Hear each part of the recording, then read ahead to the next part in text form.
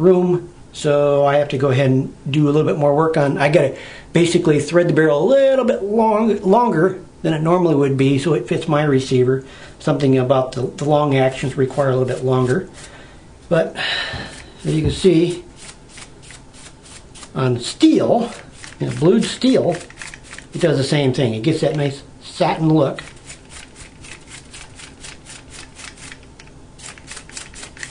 Normally, I would be doing this with gloves on.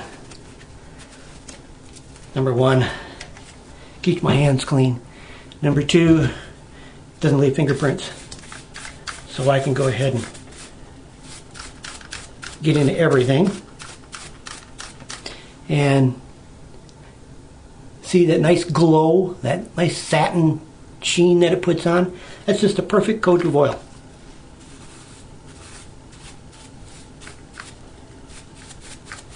And this is how I got through all the weapon inspections. I would go through before the inspections. Normally they have a surprise inspection, but you have all the weapons sitting in the racks there, and if you've had qualification or something like that, and everybody cleans their rifles for a few days, they clean it and then they let them sit for a few days and they clean them again, because a lot of the CLP will bring out dirt and debris. You see the color on the patch here. CLP really does a good job of bringing that stuff out. And notice while I'm still wiping this receiver down with the patch is coming out dirty, but we're still getting a nice satin sheen. Now the metal soaks up a lot of this oil, and it works out just perfectly. And what I really like about it is because it's so even, it soaks into the metal evenly. So you don't have dry spots, you don't have spots where rust will start here and there. This way we're able to have maximum coverage, and it takes a whole lot less time to oil a rifle with this than it does with this, or with a spray can, or pump, or anything else. The other thing a lot of the guys used to do in the military is they would take it down to like the motor pool and use your solvent tanks. And they used the solvent tanks to go ahead and clean the rifles, which is the worst possible thing to do. The solvent removes all the oil from the receiver, and right now the receiver is protected. Once let's say we went ahead and soaked this in solvent, if we then coat it with oil and then just let it sit for a little while, you come back and that receiver will be dry again. And it'll look like you haven't put any oil on it. It's because that oil gets soaked and it basically just gets sucked right into the pores of the metal. And it takes 2 to 3 applications after a good solvent dunk in order to get the metal properly saturated with oil again. Parkerizing is really phenomenal for soaking up oil. So there you go. That right there is the quick and easy and the proper way of doing oil. Not that there's any real improper way. It's just that this is a time-tested method. Anybody I've ever taught on how to use this system has used it for good. It's just that much easier. And once again, I got to stress, you cannot use anything but a real hair brush. It has to be like a horsehair brush or something. It cannot be the synthetic bristles. The synthetic bristles, the problem is you go like this with the synthetic bristles and the oil flies off of it. Now, this right here, it's not getting oil soaked into my hands, but I can go ahead and grab something.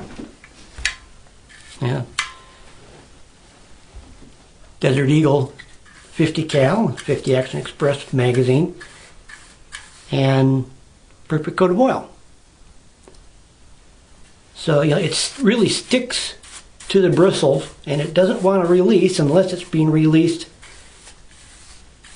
when you want to release it. So it's just a really nice way of doing it. And that's actually been my trade secret for a long time, but you know, only certain people were told how to do this, but it's time to pass on the knowledge, and that's the best way to do it. So there you go. One little spray. I did 3 receivers in a magazine, and I got enough right here, probably for a rifle yet, quite easily, as long as it wasn't, you know, super dry. It'd be easy to go ahead and very quickly do the barrel and everything else. I've got a rifle sitting right here I could easily do, but it's already done, so I don't have to worry about that one. There you go. If you've got any questions, put it in the comments section.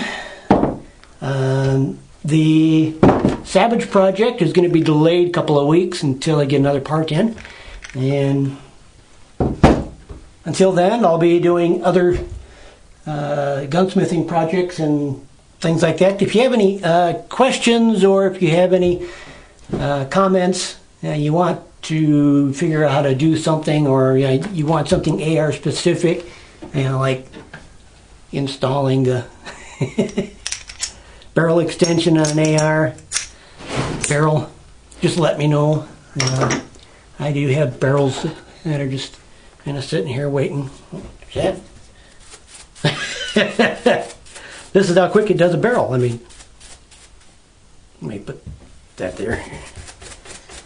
Kind of hard for me to hold something like that for a long time. This is an unused barrel. It's never been fired.